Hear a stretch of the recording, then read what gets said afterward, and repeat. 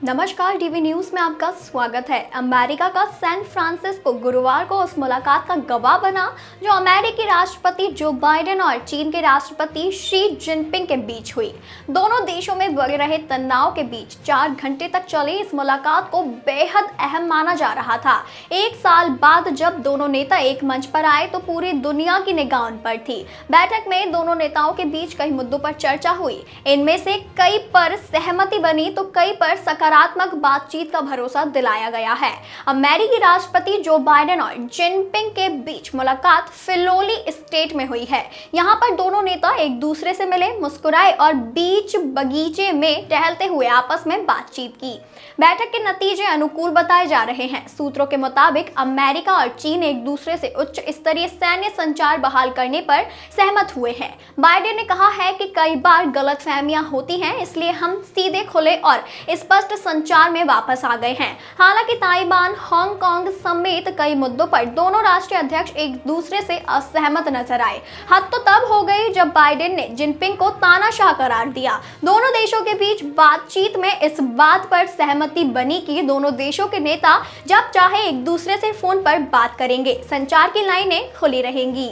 अमेरिकी राष्ट्रपति बाइडेन और चीन के राष्ट्रपति जिनपिंग अमेरिका में नशीली दवाओं के ओवरडोज का प्रमुख कारण फैंटेनाइल की आपूर्ति से निपटने में सहयोग के समझौते पर पहुंचे। बातचीत में आर्टिफिशियल इंटेलिजेंस पर भी चर्चा हुई है। व्हाइट हाउस की ओर से जारी बयान में कहा गया है कि दोनों देशों के नेताओं ने यूएस चीन सरकार के बीच उन्नत एआई सिस्टम के जोखिमों को दूर करने के लिए सुरक्षा प्रणाली विकसित करने की पुष्टि की गई है। दोनों नेताओं के बीच मुलाकात के बाद भी शी जिनपिंग ने कहा कि दोनों देशों की सफलता के लिए धरती काफी बड़ी है। हम उम्मीद करते हैं कि अमेरिका और चीन के बीच जिम्मेदारी से प्रतिस्पर्धा होगी। इसे इस तरह से किया जाएगा ताकि दोनों देशों में संघर्ष, टकराव या शीत युद्ध के हालात ना बने। दोनों के बीच बातचीत में हल्के फुल्के पल भी आए जब बाइडेन ने शी को उनकी पत्नी पेंग लियुआन का जन्मदिन याद दिलाया। उन्होंने कहा कि उसी दिन मेरा भी जन्मदिन है। इस पर जिनपिंग ने कहा कि मैं काम में व्यस्त था, इसीलिए तारीख याद नहीं रही। इसके बाद जिनपिंग ने पत्नी का जन्मदिन याद दिलाने के लिए बाइडेन का आभार जताया।